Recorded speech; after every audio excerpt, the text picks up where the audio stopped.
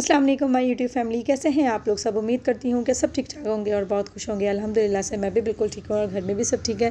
आज का व्लॉग कुछ इस हवाले से है कि रमज़ान की प्रिपरेशन करनी है और स्टार्ट होने वाले हैं रमज़ान मुबारक, और उसके हवाले से एक पार्ट के हिसाब से मैं वीडियो बनाई है मैंने। तो ये है कि ये फ़र्स्ट पार्ट है और रमज़ान की प्रिपरेशन है, ग्रॉसरी है और बहुत सारी बातें हैं आप लोगों से। तो चले जी अपना ब्लॉग स्टार्ट करते हैं। बिस्मिल्लाहिर्रहमानिर्रहीम। मैंने काफ़ी ज़्यादा क्वांटिटी में लहसुन अदरक मंगवाया था कि मेरा ये रमज़ान आराम से पार हो जाए और ईद तक के चल जाए मेरा क्योंकि काफ़ी ज़्यादा है और इसे छीलने में भी मुझे लहसुन 2 दिन लगे थे क्योंकि मैं अकेली होती हूँ। और दूसरी बात ये है कि कभी दिल चाहता है छीलते छीलते बंदा अजीब सा हो जाता है कि नहीं यार उठा के रख देते हैं, कल छील लिया जाएगा। तो इसलिए 2 दिन लग गए थे मुझे यही सब करते हुए, सुस्ती गायली छाई हुई थी मुझे। तो जिसकी वजह से मैंने ये लहसुन अदरक 2 दिन में इसे कंप्लीट किया था। उसके बाद मैं इसमें अदरक में छील लिया था मैंने और इसे मैंने फ्रिज में रख दिया था। और उसके बाद अब मैं ये सुबह का टाइम था और मैं इसका पेस्ट बनाने जा रही थी।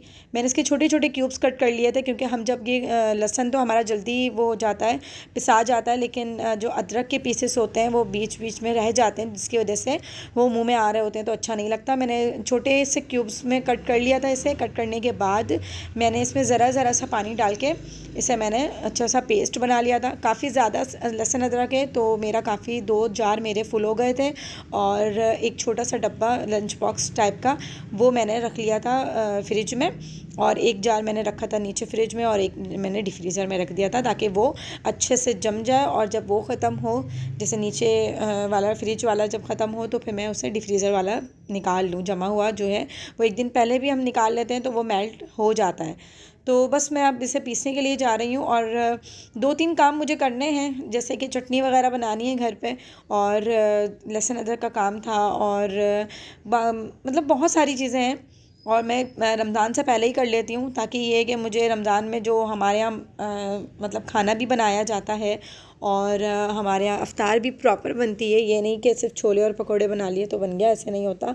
और मतलब प्रॉपर होता है। मैं ये आपको दिखाना चाहूँगी कि रमज़ान में अल्लाह पाक कितनी बरकत देता है। पूरा दस्तरखान हमारा माशाल्लाह से एज़ यूजुअल हमेशा रमज़ान की तरह भरा होता है और बहुत अच्छा लगता है साथ मिल के बैठ के रमज़ान में इफ्तार करना, सहरी करना। एक वो अच्छा ही माहौल होता है और बहुत अच्छा लग रहा होता है। बाबरकत महीना है रमज़ान का जिसकी वजह से अलग ही अल्लाह पाक ने बरकत दी हुई होती है। लेकिन हमारे यहाँ जो आजकल के हुक्मरान हैं और जो पाकिस्तान का हाल आजकल हुआ है ना, उससे ना गरीब बेचारा, मुझे अफसोस आता है ये कहते हुए कि बेचारा वो रमज़ान में भी ढंग से नहीं खा पाता है क्योंकि हर चीज़ इतनी ज़्यादा महंगी कर दी जाती है। और अदर कंट्रीज़ में रमज़ान में तो हर चीज़ सस्ती की जाती है कि अल्लाह पाक का ये बाबरकत महीना है, अल्लाह पाक सबके काम में बरकत दे। लेकिन यहाँ पर जो हुक्मरान हैं और जो लोग हैं, जो आगे से चीज़ें जो आ रही हैं महंगी आ रही हैं, अल्लाह गवाह है, अल्लाह को पता है ये सारी चीज़ें। हमें नहीं पता आम इंसान को कि क्या आगे से हो रहा है, क्या चीज़ महंगी है या कितना झूठ मिला के ये लोग बेच रहे हैं। हमें कुछ इस चीज़ का अंदाज़ा नहीं है कि ये एक चीज़ कितने की है और एक चीज़ हमें अवाम के पास जो आ रही है वो कितने की पड़ रही है। तो अल्लाह पाक से डरें, अल्लाह के अजाब से डरें आप लोग। और आजकल ये बड़ा छाया हुआ है इमरान ख़ान के ऊपर जो ज़्यादती हो रही है, अल्लाह पाक उन्हें अपने हिफ्ज़ व अमान में रखें। अल्लाह पाक कौम को मैं ये मैसेज देना चाहूँगी कि अल्लाह पाक बस सबको हिदायत दे और अच्छे बुरे की सबको अकल है। आजकल की जो जनरेशन है वो अच्छा बुरा सब अपना जानती है। पहले के लोग इतने पढ़े लिखे नहीं होते थे जिसकी वजह से वो जो भी हुक्मरान को अपने वोटिंग के ज़रिए ले आते थे और लोगों की इतनी चलती भी नहीं है इन सब में, क्योंकि अगर चलनी होती तो इमरान खान कभी हटता ही नहीं, क्योंकि लोगों को इमरान खान का समझ में आ गया है कि वो क्या करना चाहता है। और दूसरे हुक्मरान जो एक साथ मिल के प्रोपेगेंडा एक तरीके से उसके ख़िलाफ़ कर रहे हैं और अल्लाह बेहतर जानता है कि ये लोग क्या चाह रहे हैं, मुल्क को बेचना चाह रहे हैं, क्या चाह रहे हैं। और लेकिन ये भी तो है ना कि जैसे लोग वैसे ही हुक्मरान, ये भी तो एक आयत में आया गया है ना, जैसे लोग होंगे वैसे ही हुक्मरान होंगे। तो जैसे ही हमें वैसे ही हमारा समझ लें नामा माल है अभी से मिल रहा है हमें, और आखिरत में तो पता नहीं क्या ही मिलेगा हमें। तो ये हमारे ही करतूत हैं जो हमारे सामने आ रहे हैं। खैर अल्लाह पाक सबको हिदायत दे और अच्छे बुरे की तमीज़ सबको आनी चाहिए। और मेरा ये ख़्याल है कि हमें अच्छे बुरे की तमीज़ करके ही, लोगों को जज ना करके ही, अपने कम से कम जो थोड़े बहुत जो गुनाह हैं उसे ही कम कर लें, दूसरों को बुरा कह कर ही कम कर लें और दूसरों की ग़ीबत ना करें। अल्लाह पाक इस रमज़ान के सदक़े हम सबको हिदायत दे। आमीन सुम्मा आमीन। और मेरा यहाँ पर बातें करते करते लहसुन अदरक पिसा गया है। मैंने थोड़ा थोड़ा सा पानी डाल के इसे अच्छे से पीस लिया था और हाथों की मदद से मैंने सारा लहसुन अदरक एक जार में से, मतलब इस जग में से मैंने इसमें डाल दिया। थोड़ा सा पानी मुझे ये ज़्यादा लग रहा था, जिसकी वजह से मैं थोड़ा सा पानी ऐड करती जा रही थी। अब मैं इसमें ऐड करूँगी कि जिससे ये काला नहीं हो, हरा नहीं हो, तो उसमें मैं ऐड करके रखती हूँ 1 चम्मच भर के नमक, बड़े चम्मच से जिससे हम सालन निकालते हैं उससे। मैंने इसे मिक्स कर दिया अच्छे से। आप डाल के नमक इसे पीस सकते हैं, आपकी मर्ज़ी।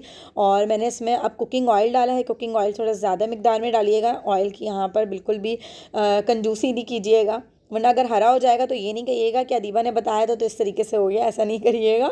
तो मैंने थोड़ा सा ज़्यादा इसमें डाला है, मुझे कम लग रहा था, तो मैं दोबारा थोड़ा सा इसमें ऐड करूँगी और अच्छे से इसे मिक्स करके मैं जार में इसे कन्वर्ट करके रख दूँगी डिफ्रीज़र में। तो मेरा यहाँ लहसुन अदरक स्टॉक हो जाएगा। कुछ लोग क्यूब्स में रख देते हैं और कट करके, मैं ऐसे नहीं रखती हूँ, मैं जार में ही रखती हूँ और मुझे इससे आसानी होती है। और मतलब एक अंदाज़ा है मुझे चम्मच का, तो मैं उतने हिसाब से ही डाल लेती हूँ। क्यूब्स का मुझे अंदाज़ा नहीं है।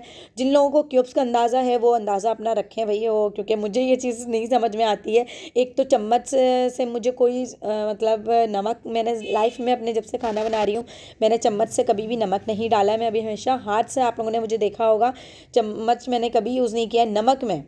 और बाकी सब तो मैं मसाले फिर भी डाल लेती हूँ, वो सब तो चम्मच से ही डलते हैं, हाथ से नहीं डलते हैं। यहाँ पे मेरे ये 2 बड़े से जार इसमें फुल हो गए थे। काफ़ी लहसुन अदरक मैंने जमा कर लिया है अपने मियाँ से मंगवा के, और ये मेरी समझ लें ईद तक की छुट्टी हो गई है।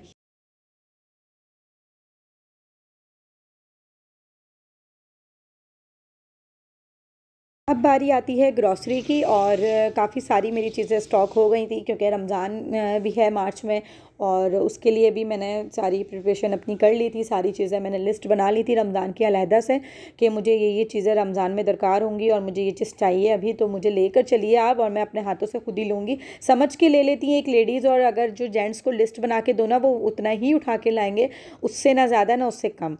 तो ये है कि मैं इनके साथ चली गई थी और सारी चीज़ें अपनी मुताबिक ले आई थी। 2-3 चीज़ें मेरी रहती हैं और वो आ जाएंगी इंशाल्लाह 1-2 दिन में, तो फिर मैं वो चीज़ें भी आपको दिखाऊंगी। एक दाल है जिसके पकौड़े हम लोग स्पेशली बनाते हैं रमज़ान में। शायद मेरे ख्याल से आप लोगों ने पहले नहीं सुना होगा ये नाम। कितने लोगों ने सुना होगा, कितने लोगों ने नहीं सुना होगा। खिसाड़ी की दाल, इसका नाम है दाल का खिसाड़ी, और इसको कुछ और वर्ड्स में भी कहते हैं, मुझे नहीं पता। मैंने अपने ससुराल में आके ये नाम सुना है और ये दाल मैंने ससुराल में ही खाई है। और इसके पकोड़े यार यकीन जाने बहुत अच्छे बनते हैं। मैं बेसन के पकोड़े, आलू के पकोड़े, ये सब भूल चुकी हूँ खाना, और मुझे ये अब अच्छे भी नहीं लगते हैं। मुझे खिसाड़ी की दाल के प्याजू से कहते हैं, तो वो मुझे अच्छे लगते हैं अब। काफ़ी सारा सामान था माशाल्लाह, नज़र नहीं लगाइएगा बिल्कुल भी क्योंकि काफ़ी सारा सामान मैंने स्टॉक कर लिया था। मैंने इनके काफ़ी पैसे खर्च करवाए थे। मैंने कहा यार ये रमज़ान है और मुझे काफ़ी सारी चीज़ें मेरी ख़त्म भी हो गई थी। एट दी एंड जब ये सारी चीज़ें ख़त्म हो जाती हैं ना, तो मैं फिर सारी चीज़ें लिखवा देती हूँ एक साथ ही। जब आ रहा है सामान तो उसी के साथ आ जाएगा, बाद में तो ये मुझे ज़्यादा फ्री कराने वाले हैं नहीं, जिसकी वजह से मैं इनसे एक ही दफ़ा सारी चीज़ें मंगवा लेती हूँ, और उससे मुझे भी आसानी होती है और बार बार मुझे इनको बोलना नहीं पड़ता, तो इनके कान में भी दर्द मैं नहीं करती हूँ। तो सारे मसाले भी मेरे आ गए थे, दाल वगैरह आ गई थी, और मूंग मसूर की दाल मेरे पास स्टॉक थी क्योंकि ज़्यादा मैं नहीं बनाती और बनती भी है। तो वो मेरे पास 1 कप जो जितना रेड कलर का आपको जार में दिख रहा होगा, उससे एक छोटा सा बन जाता है। तो मेरे मियाँ बीवी के लिए बहुत होता है, बच्चों के लिए। और ये मेरा मसाला पिछले महीने का स्टॉक था, जिसमें है कुटी लाल मिर्च, धनिया, और ये सोडा है, मीठा सोडा, और 2-3 चीज़ें और बची थी। तो मैंने जो चीज़ें मुझे चाहिए थी, जो चीज़ें ख़त्म हो गई थी, वो चीज़ें मैं मसाला में ले आई थी। और ज़ीरा वगैरह भी था तो मैंने नहीं लिया था, क्योंकि मैं इतने भी अब पैसे की ज़्यादती नहीं करवाती हूँ, क्योंकि पैसे बड़े मुश्किल से कमाए जाते हैं भाई। तो इसलिए ये सारी चीज़ें मेरे पास, खड़ा मसाला ख़त्म हो गया था, गोल लाल मिर्च ख़त्म हो गई थी, पिसी लाल मिर्च ख़त्म हो गई थी, और जर्दे का रंग है, सोडा है, नहीं सोडा नहीं है, वो है धनिया है, ज़ीरा पाउडर है, काली मिर्च पाउडर है, चाट मसाला है, और बहुत सारी जैसे मसाले मेरे पास ख़त्म हो गए थे। वाइट मिर्च है और काली मिर्च थी मेरे पास, तो ये सारी, धनिया पाउडर है, तो ये सारी चीज़ें आ गई थी। बिरयानी मसाला मैंने आपको बताया कि मैं खुला यूज़ करती हूँ। एक हमारी तरफ दुकान है तो मैं वहाँ से ले लेती हूँ। ये सारे मसाले मैंने खुले उसी दुकान से लिए थे, उनके मसाले बहुत अच्छे लगते हैं मुझे। तो मैं मसाले, बिरयानी मसाला वगैरह तो मैं उन्हीं का यूज़ करती हूँ, बाकी मैं शान का भी यूज़ करती हूँ। और पापा ने ये मुझे ला कर दे दिया था, मम्मा ने डालडा कुकिंग, वो सॉरी घी, और 2.5 किलो का है ये घी का डब्बा, तो मेरे पास ये भी स्टॉक हो गया था। और पापा ने मुझे सोप बार वगैरह ला के दे दिया था, वो भी था मेरे पास, तो मैंने उसको स्किप कर दिया था, नहीं मंगवाया था। बेसन मैंने ये ले लिया था, तकरीबन ये 3 किलो बेसन है, चने की दाल स्टॉक की थी, क्योंकि चने की दाल के पकौड़े भी मैं बनाती हूँ, तो और हलवा भी मुझे बनाना है, और उसकी रेसिपी मैं आपके लोग के साथ शेयर करती चलूँगी आने वाले दिनों में। तो मुझे ये रमज़ान के से पहले पहले करने, हलवा बनाना है, चटनी बनानी है, और मटर स्टॉक करने हैं, लहसुन अदरक है, और टमाटर पेस्ट मैं नहीं बनाती हूँ, क्योंकि मुझे जो बातें अच्छा नहीं लगता टमाटर पेस्ट वगैरह, तो मैं नहीं रखती हूँ। और रूह अफ़ज़ा ले लिया था, और टमाटो केचप है, मायोनीज़ है, ये सारी चीज़ें रहती हैं, मतलब ये सारी चीज़ें रमज़ान में काम आती हैं। और टैंग के मुझे 4 पैकेट लेने थे, लेकिन मैंने 2 लिए, मैंने इन पर रहम खा लिया था, मैंने कहा चलो छोड़ो बाद में ला देंगे। मुझे पापड़ मैंने बहुत सारे स्टॉक कर लिए थे पहले से, मेरे पास बहुत सारे पापड़ थे, और मैंने बच्चों के लिए ये लंबे वाले पापड़ हैं, और अलग अलग शेप के पापड़ जो होते हैं ना, जो फ्राई करते हैं, रमज़ान में बड़ा मज़ा आता है खाने में, स्पेशली मैं पकौड़े खाओ और छोले खाओ, उसके साथ पापड़ खाओ, बड़ा मज़ा आता है। तो ये सारी चीज़ें मैंने स्टॉक काफ़ी ज़्यादा क्वान्टिटी में कर ली थी अपने पास, कि अगर ये रमज़ान ख़त्म भी हो जाएगा तो मेरे पास स्टॉक रहेगा ही, मतलब ये ख़त्म नहीं होगा। अच्छा, आलू बुखारे की चटनी के लिए मैंने आलू बुखारा लाल कलर का ले लिया है, और मैंने इससे भी मतलब आधा किलो है, और मैं इसकी भी रेसिपी आप लोगों के साथ शेयर करती चलूँगी। इसे मैं थोड़े डिफरेंट तरीके से बनाऊँगी। पिछले बार जो मैंने रेसिपी आप लोगों को शेयर की थी वो मैंने दूसरे तरीके से बनाई थी, अब की बार मैं दूसरे तरीके से बनाऊँगी, तो मैं आप लोग के साथ वो भी शेयर करती चलूँगी। चने थे मेरे पास, पहले का बेसन बचा हुआ था, चने की दाल बची हुई थी, और ये सारी चीज़ें, सूजी है, और वो क्या बोलते हैं उसे, पिस्ता बादाम है, बहुत सारी चीज़ें होती हैं, और ब्रेड क्रम्स हैं, तो मैं उन्हें ही सारी चीज़ें मैनेज करके रख रही थी। फ्रिज का सामान है, और मैं सारी चीज़ें फ्रिज में रखती हूँ, इसमें कीड़े वगैरह नहीं लगते, जल्दी ख़राब नहीं होती हैं चीज़ें, तो मैं इन्हें फ्रिज में बड़े से बॉक्स में करके रख देती हूँ, तो इसलिए मुझे आसानी होती है, कीड़े वगैरह नहीं लगते। चीनी वगैरह मैंने स्टॉक कर ली थी, क्योंकि रोज़ाना शरबत बनेगा, तो उसके लिए चीनी भी चाहिए होगी। 5 किलो का ये जार था मेरे पास, लेकिन मैंने 4 किलो चीनी ली थी, लिखी तो 5 किलो थी, लेकिन मैंने वहाँ जाके फिर कम कर दिया था, क्योंकि मैं अपने हिसाब से चीज़ें ली थी, और ये जाने से ना लेडीज़ का अंदाज़ा हो जाता है कि यार कुछ चीज़ अगर कम हो रही होती है ना, तो हम वो जैसे ज़्यादा हो रहे थे हम पैसे, तो हम अपने हिसाब से कम कर लेते हैं, तो इसी वजह से मैं जाने के लिए बोलती हूँ उनको, वरना मुझे कोई अपनी शक्ल दिखाने का शौक़ नहीं है शॉपकीपर को, लेकिन मैं साथ चलती हूँ, क्योंकि मैं नकाब नहीं करती हूँ, तो ये मुझे तो थोड़ा मतलब ले जाने में एक वो होता है ना, कि नहीं यार तुम बाज़ार क्या करने जाओगी, अच्छा नहीं लगता मुझे ले जाने में, तुम ना फेस कवर करो ना, मुझे नहीं करना भाई, मेरा दम घुटता है, मैं कभी लाइफ में मैंने फेस कवर नहीं किया है, और मुझे यार पर्सनली मैंने जब कोई चीज़ नहीं की है तो मुझे अच्छा भी नहीं लगता। उसके बाद मैंने सारे ये चीज़ें मैंने मैनेज करके रख दी थी वहाँ पर, क्या बोलते हैं, अपने कबर्ड्स वगैरह में।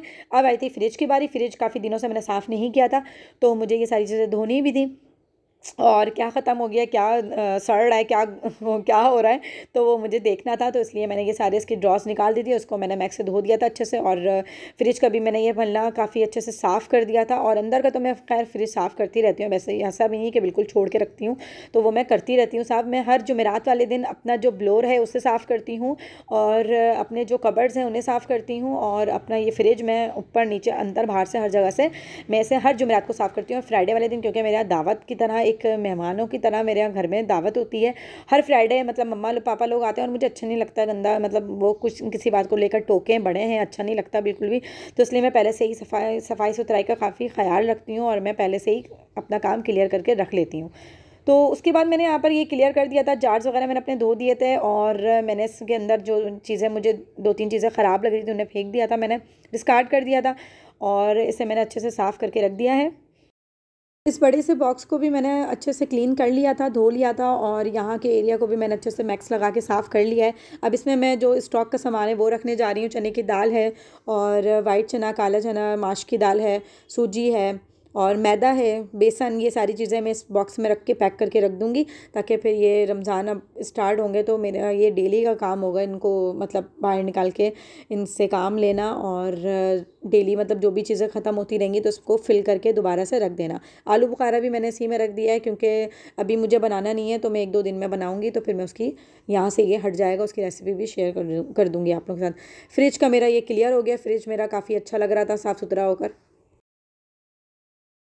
चलिए जी, मिलते हैं आप लोग से नेक्स्ट व्लॉग में। अपना बहुत सारा ख्याल रखिएगा, और मुझे दुआओं में याद रखिएगा, और लाइक शेयर सब्सक्राइब कर दीजिएगा, और बेल आइकन दबाना बिल्कुल भी नहीं भूलिएगा। ओके जी, अल्लाह हाफ़िज़।